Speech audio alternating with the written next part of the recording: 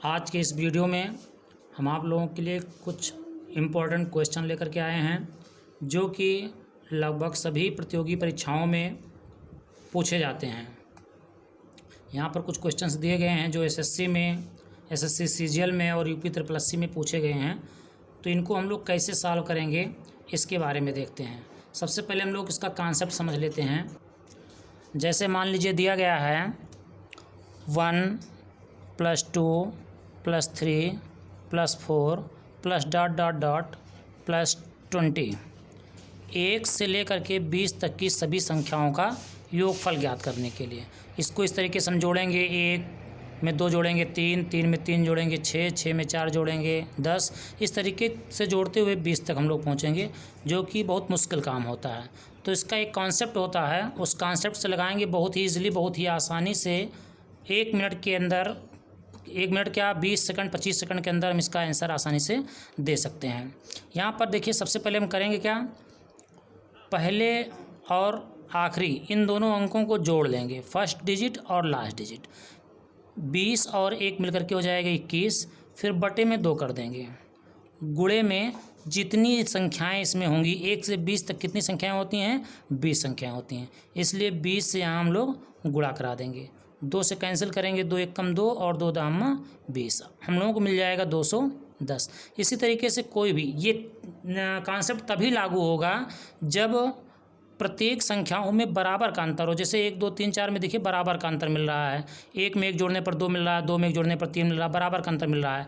जैसे 2 4 6 8 इस तरीके से मान लीजिए 100 तक जा रहा है, इसमें भी देखिए बराबर का अंतर मिल रहा है, 2 2 का अंतर सब सारी संख्याओं में है। तो इसमें भी हम लोग इस कॉन्सेप्ट का प्रयोग कर सकते हैं। तो इस कॉन्सेप्ट का प्रयोग तभी करेंगे जब इसकी प्रत्येक संख्याओं में बराबर का अंतर होगा।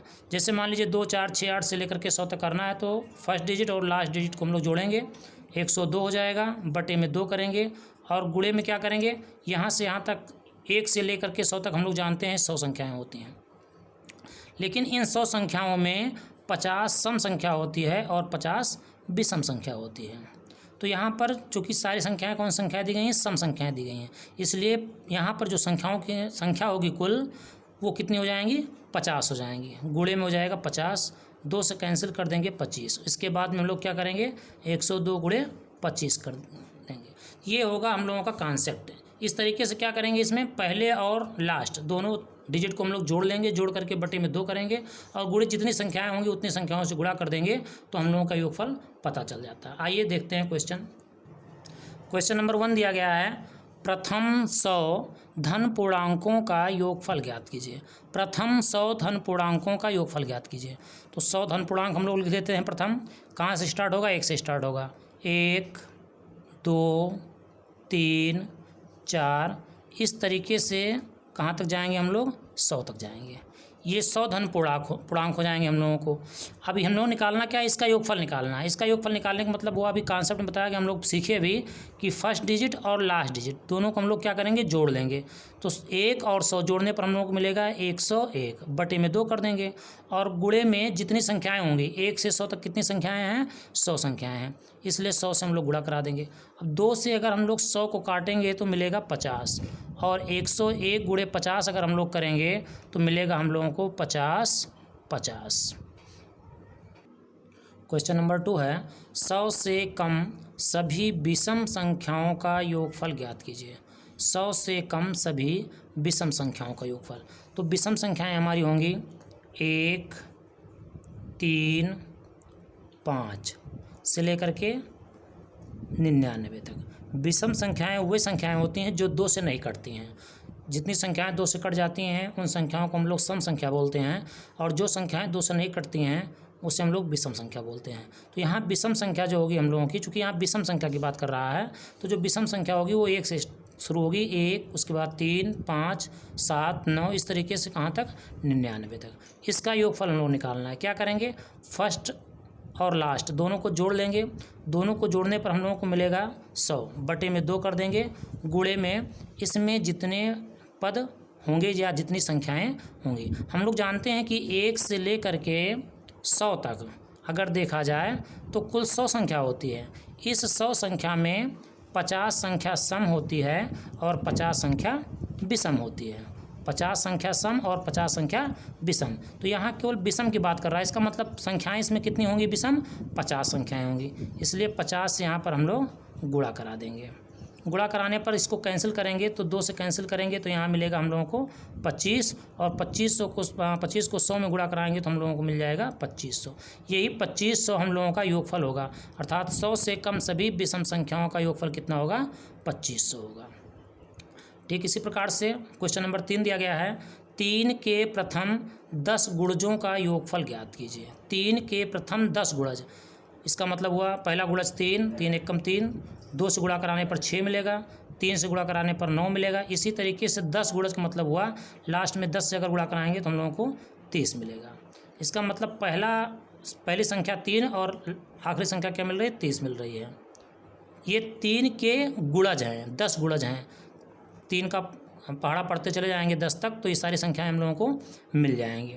यहाँ पर क्या करेंगे? फर्स्ट और लास्ट दोनों को जोड़ेंगे, 33 हो जाएगा, बटे में 2 करेंगे। चूँकि संख्याएं इसमें कह रहा है 10 संख्याएं हैं, 10 गुणज हैं, तो संख्याएं कितनी हो जाएंगी? 10। 10 से गुणा करा देंगे, 2 एकम 2, 5 10, गुणा कराने पर मिलेगा 165, अर्थात 3 के प्रथम 10 गुणजों का योगफल कितना हो जाएगा? 165 हो जाएगा। 4 नंबर दिया गया है, 5 से 50 तक की सम संख्याओं का योगफल ज्ञात कीजिए। ये यूपी SSC 2016 पेपर में पूछा गया था। 5 से 50 तक की सभी सम संख्या का योगफल पूछ रहा है। तो यहाँ पर हम क्या करेंगे? सबसे पहले संख्याएं देख लेते हैं। 5 से 50 तक की कौन कौन संख्याएं सम संख्याएं होंगी? 6, 8, 10 से लेकर के कहाँ तक होंगी?